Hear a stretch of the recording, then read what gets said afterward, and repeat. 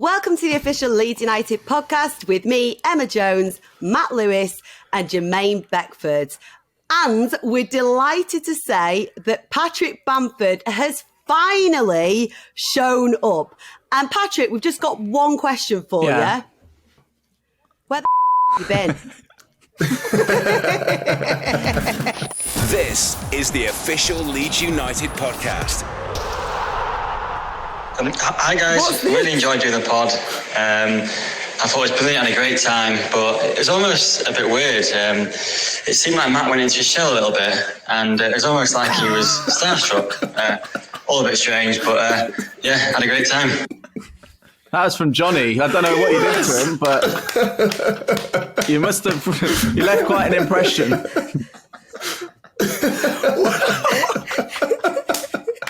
That is excellent.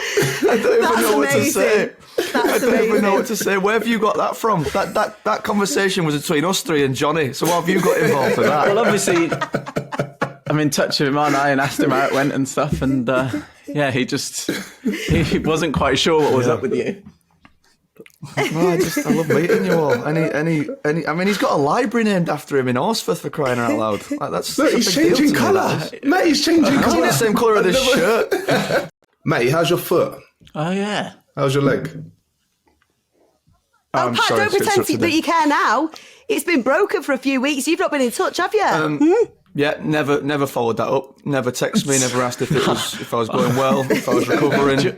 Never asked if I wanted any rehab I'm advice. sure I messaged saying, "How is it? I've got some programs for you." Yeah, maybe send that to another Matt. Maybe probably send it to Johnny. I don't know. You're all seem to be pals. All Leeds, aren't we? The official Leeds United podcast.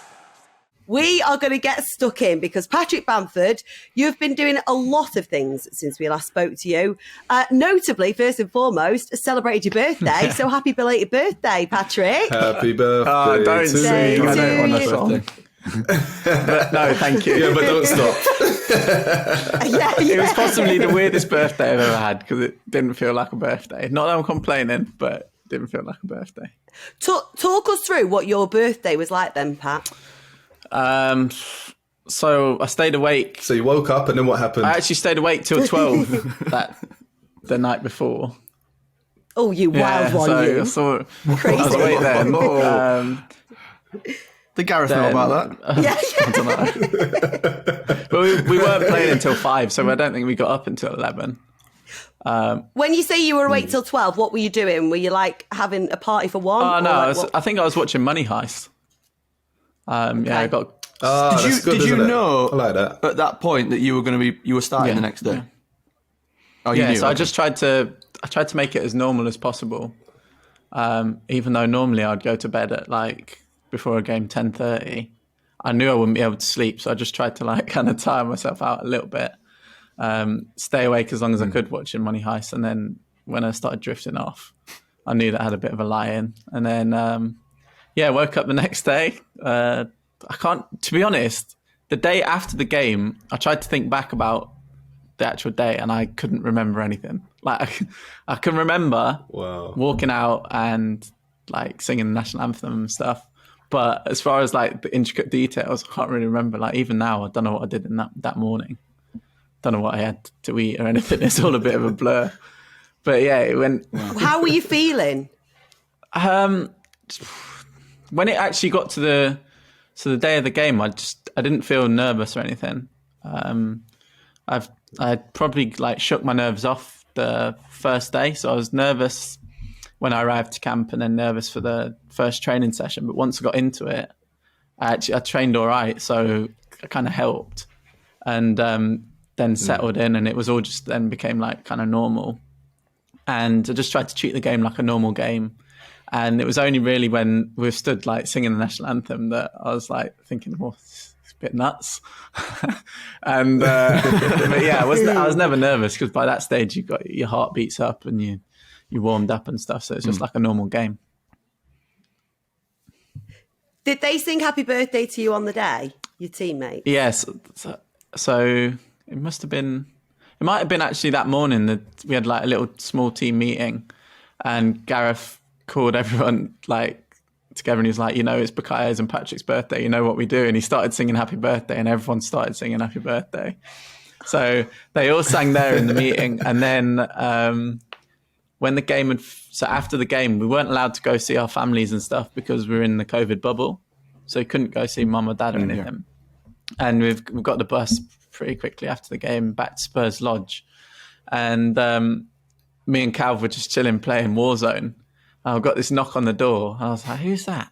So I've taken my headset off, opened the door, and it was Bakayo, Luke Shaw, and Mason Mount. Brought me a cake singing Happy Birthday. I was like, oh, nice. So yeah, it was nice. How nice is that? I was going to say, you've made other friends other than Calvin. You have, haven't you? Because we're a little bit worried about you. No, I made plenty of friends. They're a really good group too. All the photos we saw. All the pictures we've seen are just of you and Calvin. Yeah, no, to be fair. We're just worried about you, mate. We did hang out a lot, but made good friends with a lot of them. Like some who I thought would be a bit tough as well. Like obviously, remember, remember when we played Villa last year and obviously there's that picture of Tyrone Mings pulling me off the floor. Obviously, every time I played against him and Jack Grealish at Villa, it's always been a little bit spiky. And I thought, it's going to be awkward. But I'm not joking you, they're two of the nicest guys. Like, they were so friendly and so easy to get on with. Like, they're funny guys, and it just, the whole group, honestly, you can tell why, they did so well as a team at the Euros, because that group is so tight-knit. Like, the atmosphere is unreal. Togetherness, There was a video of you and Calvin running up the stairs. I think you were running up after him, and someone's recording it going, friends, Leeds friends. I think that was the fitness guy. Have you seen it? It was a fitness guy. Can I just tell you how cute it was when Gareth gave you your first cap, when you actually stood up and went and collected it? You could just tell. The way I described it to the boys, it was like a school assembly when you have to get up and go and collect an award in front of everyone in the school, and you're a bit I didn't know if I was meant to get up or not, but he's obviously said well done in doing the presentation and stuff. So I just thought the right thing to do is get up and shake his hand and say thanks. I didn't know what I was meant to do, but I just thought, get that cap and sit back down as quick as you can. That was excellent. I had a question from my wife, and I actually didn't know the answer. Do you get a new cap for every game, or is it just a one cap? So the cap I got is a legacy cap. It's a red cap, and that's what you get for your first ever cap. And then thereon after, you get a cap for each game, but they're navy or blue.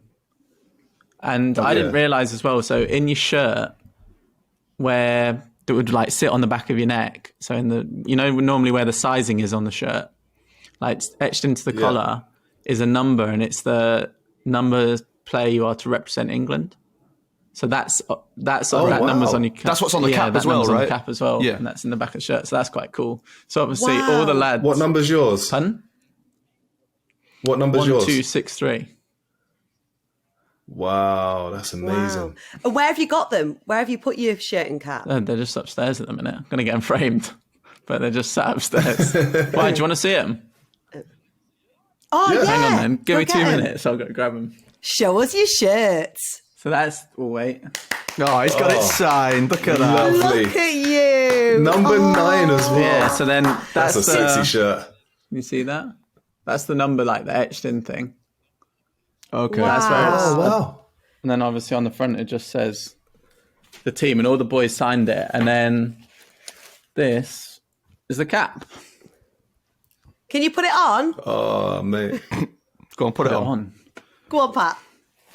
Oh, he actually is. This is amazing. Oh, he is. Yes. Producer Dave, I hope you're screenshotting this. Look at that. Look at that. Oh my God. Nice, Patrick. Like you're in the bean. Like a jester. That's the cutest the first thing time I've I ever put it seen. on.